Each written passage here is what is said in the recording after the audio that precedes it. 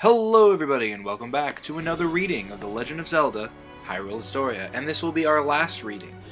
Yeah, let me just make my closing thoughts later. I was about to, but let's make them later. Right now we're going to start with the game catalog. A very nifty thing. It shows many of the different releases covers, the release dates and whatnot. And yeah, it shows an order which they were released. This is kind of handy to have if you ever want to write a report or something on it. I don't know. But anyway, yes, the game catalog. The Legend of Zelda series has spawned numerous sequels and spin-offs. Here you'll find a collection of all the titles that have been released to date. Let's look back at how far the series has come. The Legend of Zelda Famicom Disk System, released February 21st, 1986. Yes, this was originally for the Disk System. And as we read before, the first Legend of Zelda came from an idea Miyamoto had on the Disk System where you can design your own dungeons. But everyone just said, we like the dungeon thing. We really like that. So from there he made his own dungeons and created the Legend of Zelda series. And yeah, it has every release date, even for the virtual consoles. Obviously there's no 3DS, and actually there should... Oh yeah, the first one wasn't... I'm sure we'll see a 3DS release date somewhere. The first game in the series. The launch title for the Famicom Disk System marked the first game in the series. It also established a system using items to solve puzzles, which went on to become a mainstay of the Zelda series. The game included a second quest, which could be enjoyed after completing the main storyline. If you want a little tip, yeah, here's the different version of the cover too, and a screenshot. If you want a tip on that, if you name yourself Zelda on your file in the first Legend of Zelda game, you can just skip to that second harder version, the harder story. It's kind of like the early version of Hero Mode. Zelda 2: The Adventure of Link, Famicom Disk System, released January 14, 1987. Famicom Mini 25, Game Boy Advance, released August 10, 2004, I'm guessing worldwide. And the Virtual Console, the Wii Virtual Console, 23rd, 07. A unique side-scroller. This is the second game in the series adopted a side-scrolling perspective when players maneuvered through towns and palaces, as well as enemy battles. It incorporated more action than the first Zelda. A leveling system, rare for the series, was also introduced. This allowed players to choose which abilities to augment when leveling up. I also do like doing this because it means I can put my little tidbits into these games. Zelda 2 is one of the Zelda games I have never played. I have seen a lot of it on YouTube though. One of the things that stick out to me, obviously because I'm a huge fan, he's pretty much the biggest guy out there. The Angry Video Game Nerd made an episode about this I thought was really interesting. Because it was so highly recommended, but he was the one I thought it was good. And it made me think too, I really want to try this game. A friend of mine, Thomas Smith, he had what channel? He has so many channels now. He's a friend of mine. We've been doing YouTube together for a long time. What was it? Oh man, what does he do? I think the Super Game Freak Bros. He makes a new channel like every 5 minutes, but he's very faithful to YouTube. He really likes doing it. He uploads some long plays. Sometimes he'll do. Sometimes he'll put up some music from games. But anyway, he does a really good job with this game. He was telling me about it. He's able to clear everything. It looks difficult to me, this game, and everyone says it's very difficult. Miyamoto, which is what I wanted to get to, Miyamoto actually said this is one of the only games he feels he did a bad job on. Honestly, I don't know what to think of that. I mean, for the creator, he's the creator of the game. I'm not going to argue with him. If he feels that's a bad... I'm not going to be like most of the people in the game community. If he feels it didn't work out so well, I'm not going to question him. It's his feelings. But I don't know. I feel like this game just did something... I mean, I feel like it's one of those situations where the execution could have been better. Like, something I always noticed is in video games... is that, and I'm going to actually do a video game analysis board episode on this. I have this planned out, but I'll give you the basic rundown now. It's like games with poor execution usually have great ideas, and the biggest example I can think of is Sonic 06 and this game, because especially since this is an NES title, and Sonic 06 was one of the first, was one of the earliest HD games from Sega. you look at them and you go, I see what they were going for, and you know it does sound cool. Like Link going to town, able to travel to towns. You're literally going from place to place. It's not like Zelda, which is the first one, which is just a fixed grid. You go in caves and buy things. You go to towns. You talk to people. You learn things. You level up. It was a very, for lack of a better word, ballsy thing to do. But you know, I think that's really interesting. That's what I think this game is, really interesting. I'd really like to give that a try. I do have my mission. I do want to at least play every Zelda game to date, and I don't have that many to go, but, you know, we'll see. The Legend of Zelda: Link to the Past, Super Nintendo, released November 21st, 1991. It's interesting how they switch off between different regions here for release dates. Wii Virtual Console, December 2nd, 2006. An adventurous journey across two worlds. The third game in the series was the first to be released on the Super Nintendo. Its basic gameplay followed in the footsteps of the original Legend of Zelda. However, players were now capable of traveling between light world and the dark world, and as a result, the game size drastically increased. In addition, the ability to grab and throw objects was introduced to the series, and A Link to the Past made many staples for the series. I really do like the cover for the Super Famicom version. The thing is here is the Legend of Zelda. I'm sorry. I just keep noticing things with design. I really admire the shield in this game because it was the first attempt to make a shield, and it is very close to what is going to be. It evolves. I'm looking at the little model I have in my room right now. What I think is cool is one of the most original releases of Ocarina of Time had that same shield to a point. But anyway, Link to the Past was it. That's what made this series the big one of the big ones. This is what made Link's face one of Nintendo's brightest. What made him a Super Smash Bros. Veteran. It got wildly popular, and the thing is, with the first Legend of Zelda, it was a hit because there was nothing like it. The second, and a lot of people today find it archaic. I don't. I think it's a fun game. And this is coming from someone who can only find the first and the fifth level dungeon. I do go back to Legend of Zelda, especially since I have I have it on the NES, I have it on the 3DS, and I have it on the Game Boy Advance or Game Boy, one of those. I don't remember. Every time I go back to it, I do get a little farther. I like it. I think it runs very well. One of the last things before I stopped watching the Game Grumps, one of the last things I watched was their Legend of Zelda playthrough, and I thought they made great points in that, and they were really good at it.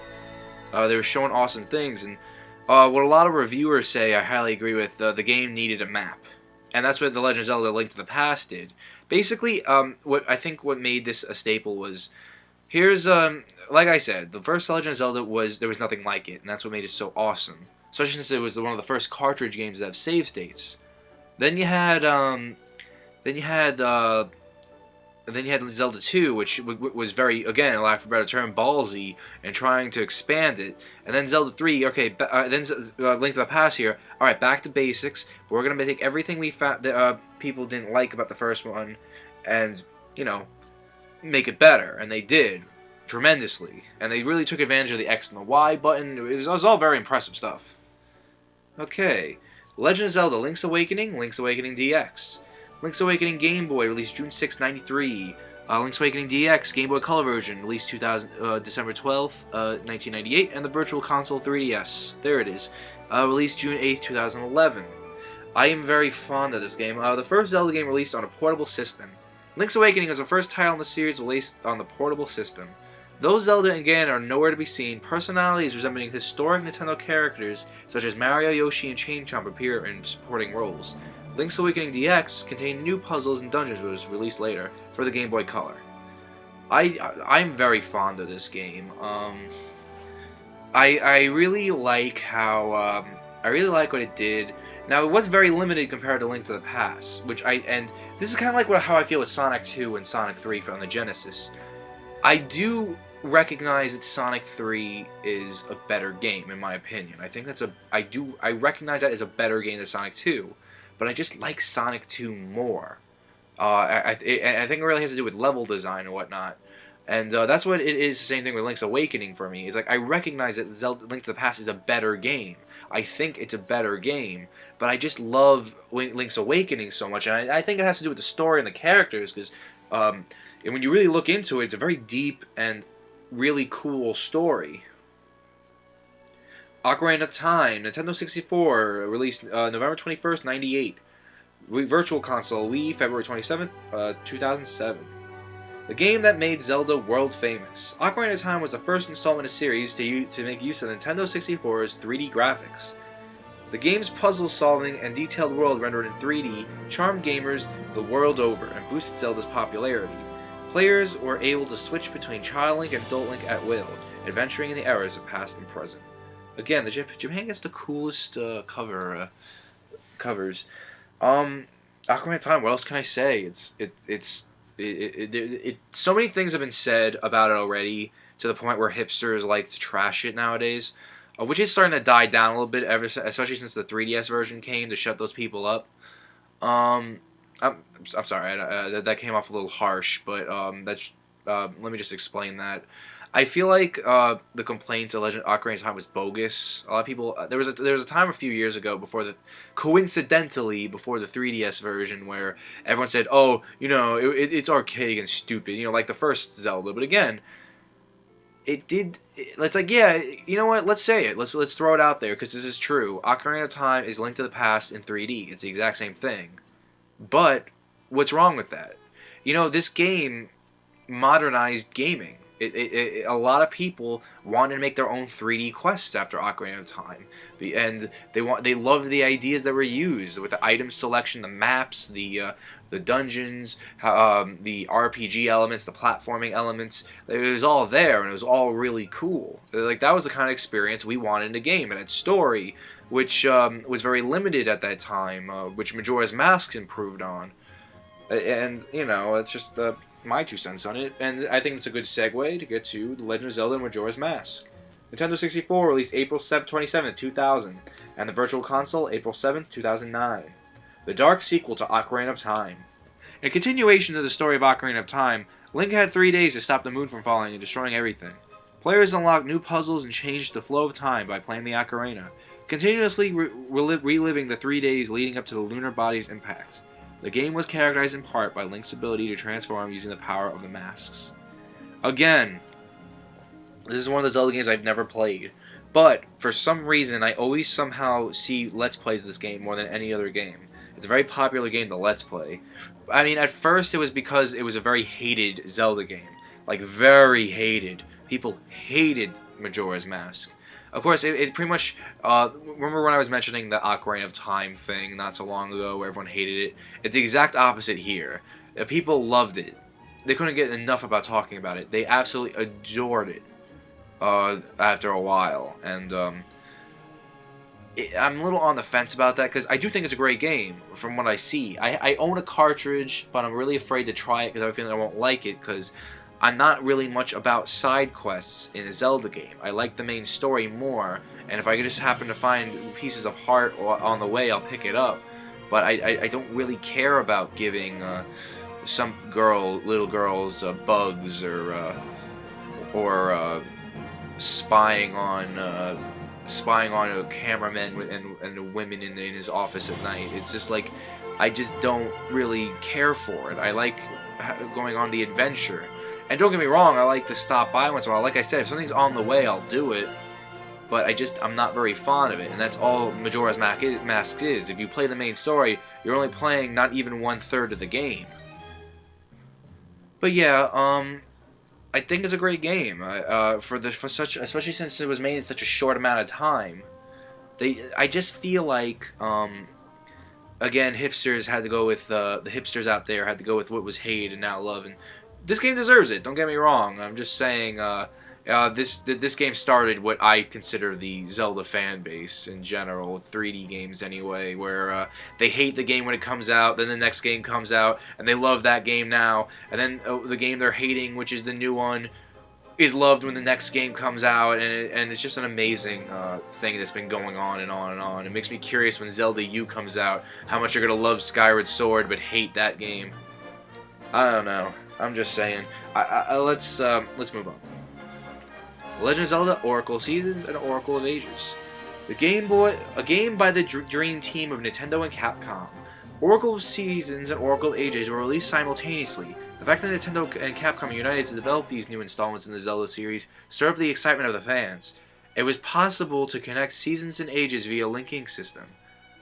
Players could unlock new dungeons and items by inputting passwords obtained during their adventures into the companion game. Yeah, a lot of cool stuff with that. I like that. Not much to say here. I am still currently playing Seasons, and I haven't gotten to Ages yet, but I have them both on my 3DS, and I'm looking forward to getting to Ages. Again, my friend Tom's playing right now. I'm watching him put some screenshots on Miiverse, and I really enjoy it. I don't know. I like 2D Zelda games. I never really decided if I like 2D or 3D Zelda games more. I mean, my favorite Zelda game, as of right now, it keeps changing, is the Wind Waker. Excuse me. But, yeah, I'm still a little... That should be better by tomorrow. But, I think it's just great. I think these games probably would have ended up being the same game, but in the end, they separated into two. That's just my little theory there, but, yeah, you know. Speaking of Wind Waker, again, the Japanese, they get the cool covers. The limited edition English version looks really cool, too. Sorry about that. The Legend of Zelda: The Wind Waker, the debut of Cat Eye Link. Let's just call him Toon Link, make our lives easy, because Smash Brothers did that for us. The game adopted a technique known as cell shading. The animated 3D graphics fully rendered Link's facial expressions, breathing a new life into the series. In contrast to the landlocked settings of the previous games, The Wind Waker took place in the ocean. Players controlled a boat traveling between islands in order to solve puzzles. The game could not be connected to the... Oh, the game could also be connected to the Game Boy Advance, making cooperative play possible for the first time in the history of the series. To add on to this, I'll add a couple of modernizations here. There is now an HD release for the 2% of the world who doesn't know on the Wii U, the Wind Waker HD. The idea came from the fact that when the developers in Nintendo were working on getting used to HD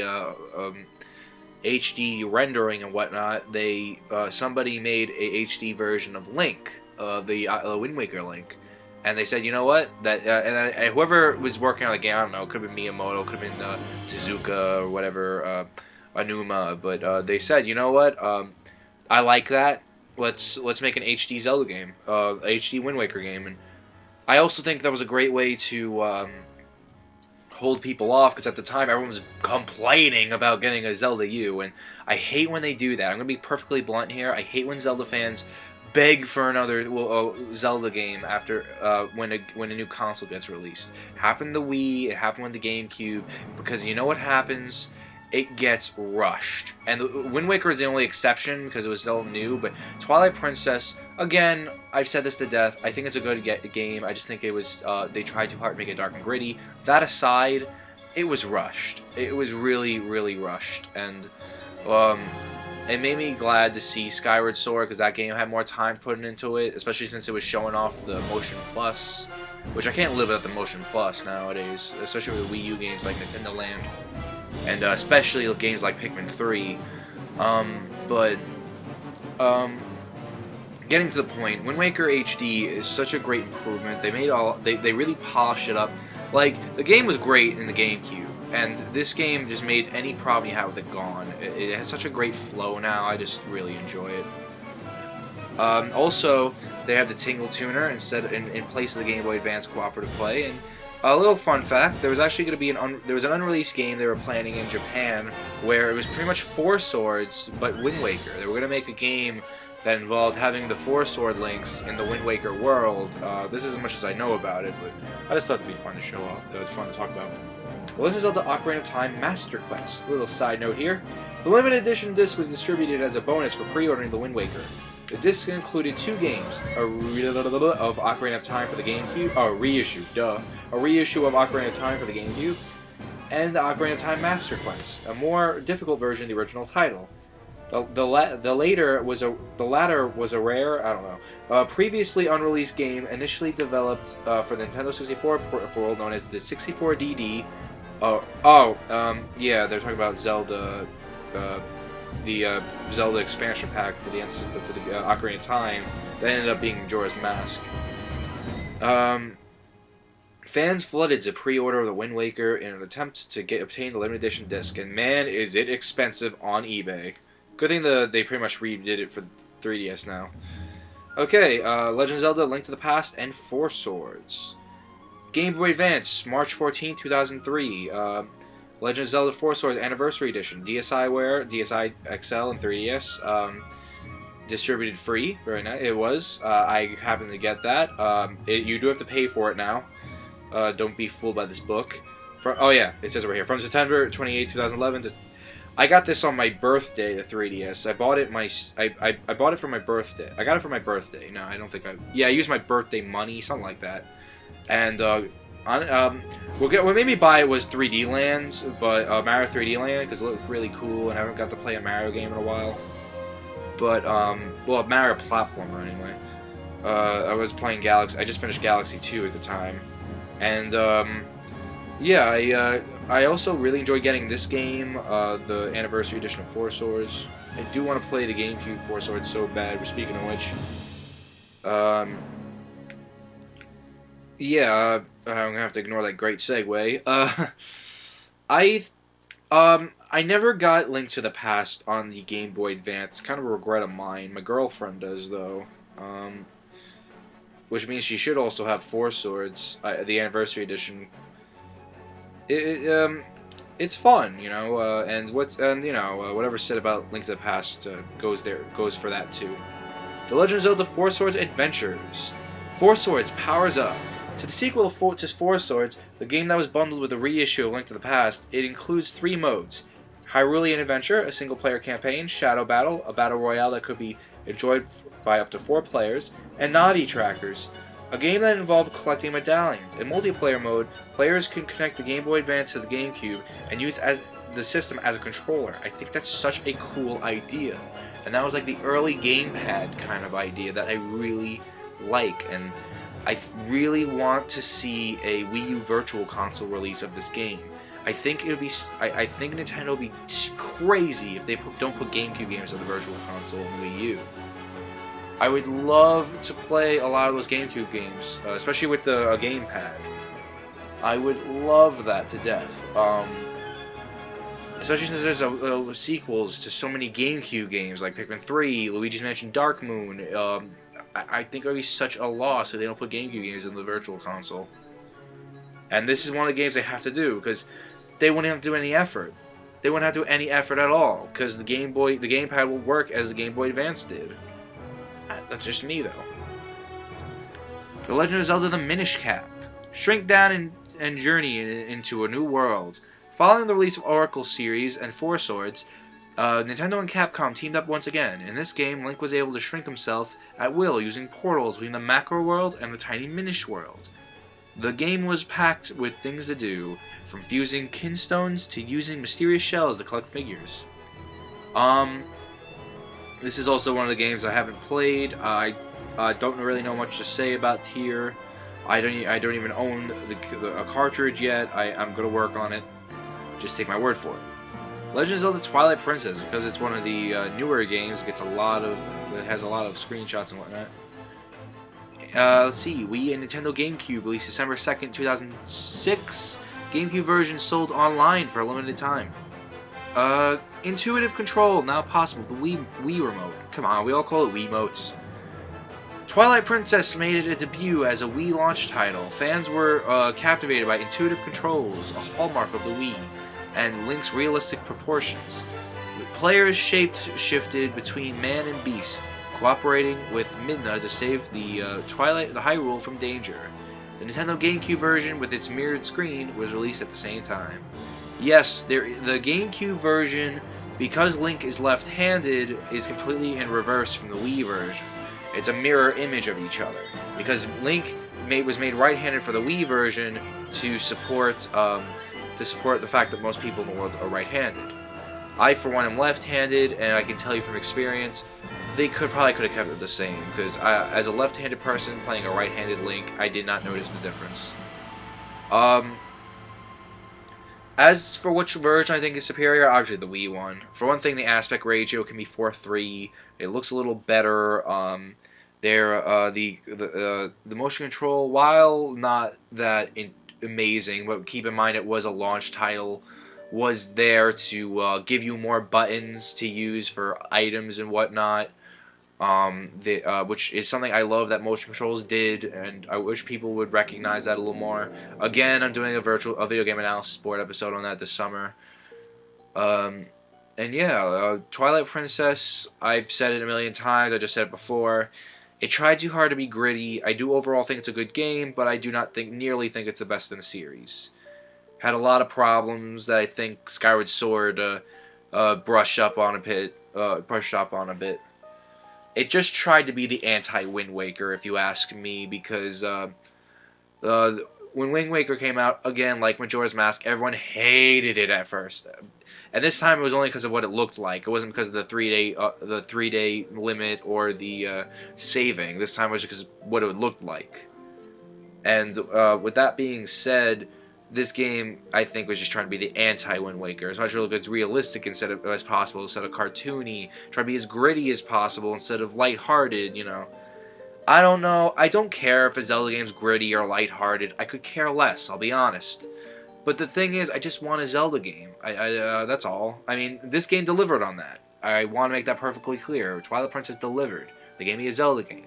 Wasn't the best in the world, but they gave me the game. But this is the game I think the developers learned their lesson. It doesn't matter how they do it, as long as they just make a product that they have confidence and faith in. That's all I care about. In fact, that's something you can say about gaming in general, that unfortunately a lot of gamers don't get anymore. The thing is, let the programmers have as much confidence in their product as possible. Don't try to push them into making something that they don't feel comfortable with.